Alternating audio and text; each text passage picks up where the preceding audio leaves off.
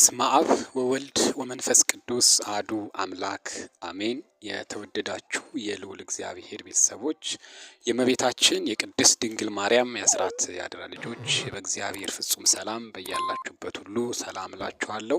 የእግዚአብሔር ሰላም የእመቤታችን የቅድስት ድንግል ማርያም ምልጃና በረከት አይለያችሁ። እንኳን ለሰሞነ ሕማማት በሰላምና በፍቅር አደረሳችሁ። እነሆ በዚህ በ5 ቀኑ ሕማማቱን ችንካሩን በምናስብበት ቀናትና ዕለታት እነሆ ምን ማድረግ አለብን ወይም ደግሞ ማድረግ የሌለብን ምንድናቸው የሚሉትን እንደ እግዚአብሔር መልካም ፈቃድ ይዘንላችሁ ቀርበናል። እስከ ዝግጅቶቻችን ፍጻሜ አብራችሁን ትቆዩ ዘንድ በልዑል እግዚአብሔር ስም ጋበዝናችሁ። በሰሞነ ሕማማት ይህንን ያድርጉ። ሰሞነ ሕማማት አምላካችን መድኃኒታችን ኢየሱስ ክርስቶስ ለዓለም ሁሉ ቤዛ ሆኖ ተላልፎ መሰጠቱን የምናስብበት ሳምንት ነው።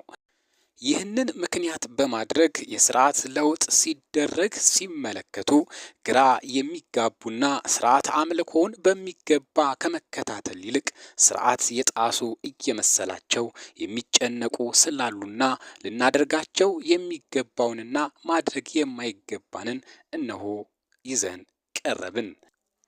አንደኛ፣ በስመ አብ ወወልድ ወመንፈስ ቅዱስ ብሎ ፊትና መላ ሰውነትን በትምህርተ መስቀል ወይም በመስቀል ምልክት ማማተብ አይከለከልም።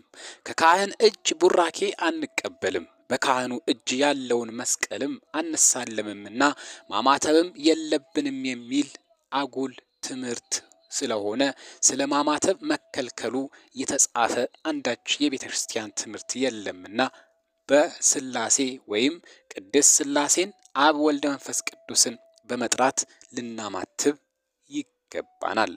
ሁለተኛ፣ ቢከለከል ጸሎት የሌለ መሆኑን አውቃችሁም ያስለመዳችሁትን ጸሎት በትጋት ጸልዩ።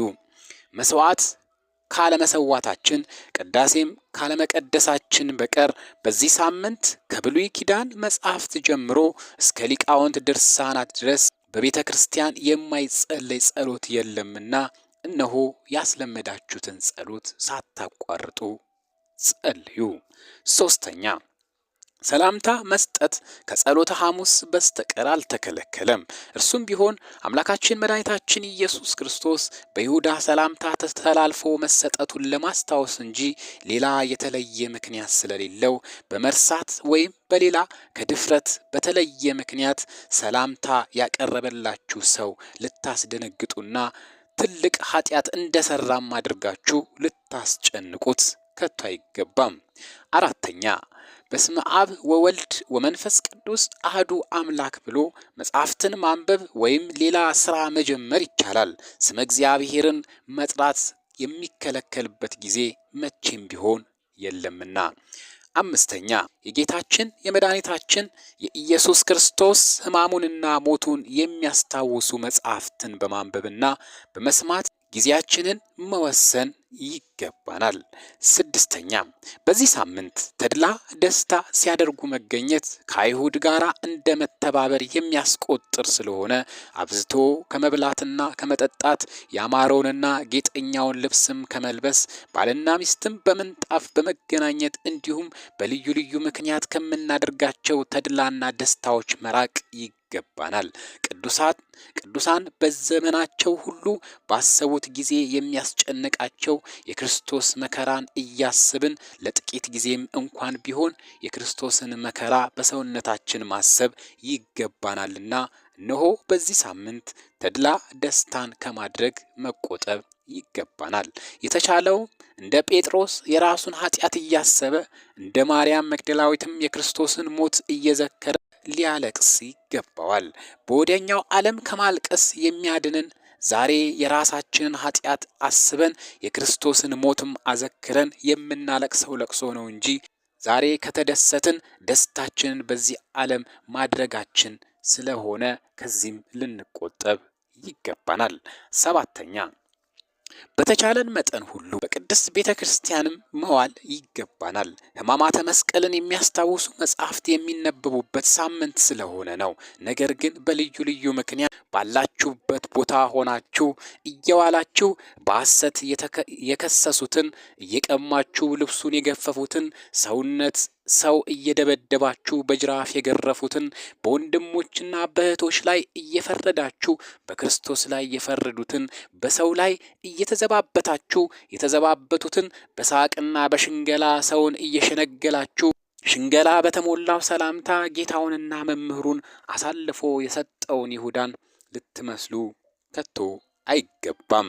ይልቁንም በአይሁድ እጅ ተላልፎ ቢሰጥም ንጹሕ ባህሪ መሆኑን በማመን እስከ ቀራንዮ የተከተሉትን ደቀ መዛሙርቱን ትመስሉ ዘንድ ይገባል። እግራችሁን በመቅደሱ ውስጥ ባይቆምም ልባችሁ ከመቅደስ ልታወጡ አይገባም። ሕማሙን እያሰባችሁ እያዘናችሁ ባላችሁበት ልትውሉ ይገባል። 8ኛ በቤታችሁም ሆነ በቤተ ክርስቲያን አብዝታችሁ ስገዱ። ስለ ሁላችን ቤዛ የሆነው ክርስቶስ በፊታችን መስቀል ተሸክሞ ሲወድቅ እያያችሁ ትቆማላችሁን? አይሁድ ገፍትረውት አንድ ጊዜ ወደ ምድር በወደቀ ጊዜ ለወደቀው መውደቅ ዘመናችን ሁሉ ብንወድቅ ብንነሳ ውለታውስ ከፍለን እንጨርሰው ይሆን? ቅዱሳን ሳያቋርጡ ሲሰግዱ የሚኖሩት ክርስቶስ በፊታቸው በአይሁድ እጅ የተገረፈውን ግርፋትና ሕማሙን፣ ችንካሩን፣ መስቀሉን እየተሸከመ ሲወድቅ በዓይነ ሕሊናቸው ስለሚያዩት ነው። በስንክሳር ተጽፎ የምናገኘው ዜና ሞታቸው እየሰገዱ ሳለ ሞት ነፍሳቸውን ከስጋቸው ለይቶ እንደሚወስድና ለስግደት ታጥቀው እንደተንበረከኩ እንደሚገኙ ይነግረናል። የተሰቀለውን ክርስቶስን የሚያስብ ሰው ለሰውነቱ እረፍት አይሻም። 9ኛ ከሁሉ ሰው ጋር ፍቅርን አድርጉ። ሰውን ለመውደድ ምክንያት አታብጁ። ክርስቶስ አሳልፎ የሰጠ ይሁዳ ወዳጄ ብሎ ሲጠራው አትሰሙምን? እግዚአብሔር አንተን ያለ ምክንያት እንደወደደ አንተም ያለ ምክንያት ሰውን መውደድ ልመድ። ክርስቶስ አንተን ጠላቱ ሆነ ሳለ ፍቅር ካላጎደለብህ ለጠላት ፍቅርን አታጉድል። ክርስቶስ ይሁዳ ወዳጄ ብሎ ከጠራው አንተ ይሁዳዎችህን ወዳጅ ብለህ ትጠራቸዋለህ። አውቃለሁ ጠላትን መውደድ መራራ ሐሞት ከመጠጣት በላይ መራራ ነው።